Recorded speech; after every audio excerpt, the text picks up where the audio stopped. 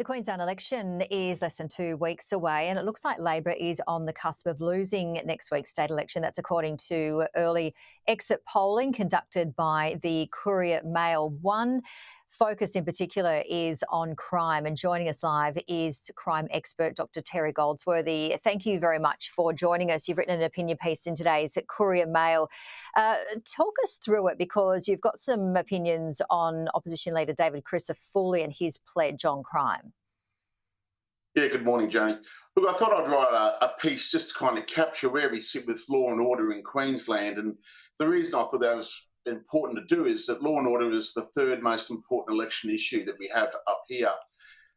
Interesting, the last polling that I saw showed that Labor was on 22% and the LNP 49% in terms of who people thought were best positioned to handle crime. So, you know, if you look at Labor from 2015 when they came to power, there's generally not much for them to show in terms of positive outcomes. Last year in Queensland, we had the highest crime rate in 20 years.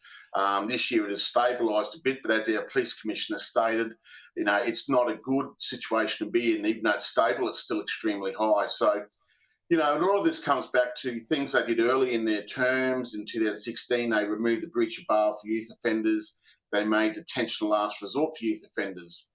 And youth offenders are extremely problematic in Queensland. They reintroduced the breach of bail for youth offenders about 12 months ago or 18 months ago.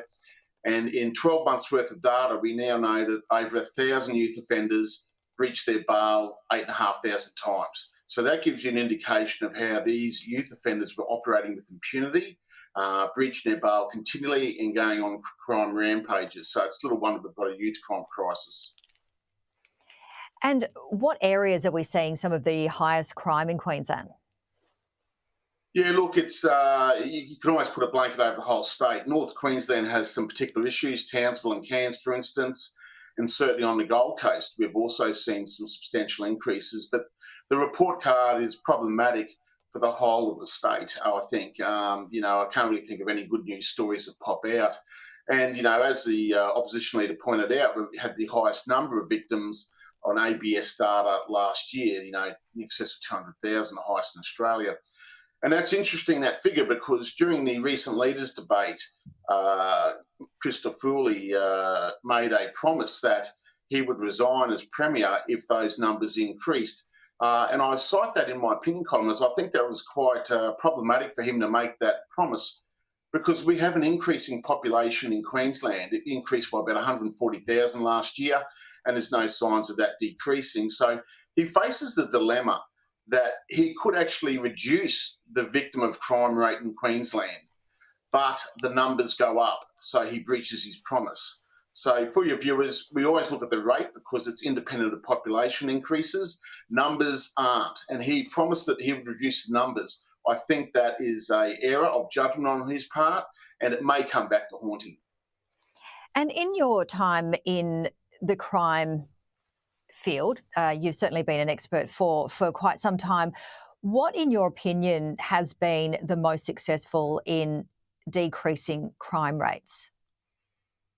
Look, I don't think there's any one issue you can point to. What reduces crime is having effective and efficient approaches by the police service, having good correctional systems, having a court system that is effective and produces sentencing outcomes that keeps the community in sync and lets them have confidence in terms that their justice system is working. So all three components of the criminal justice system need to be working well to get those kind of good outcomes we want. In Queensland, we don't seem to have that. There's extreme community dissension about the outcomes we see in court. You know, 6% of youth offenders get a custodial sentence or thereabouts off the latest children's court data. Yet we're told that we're too tough on kids.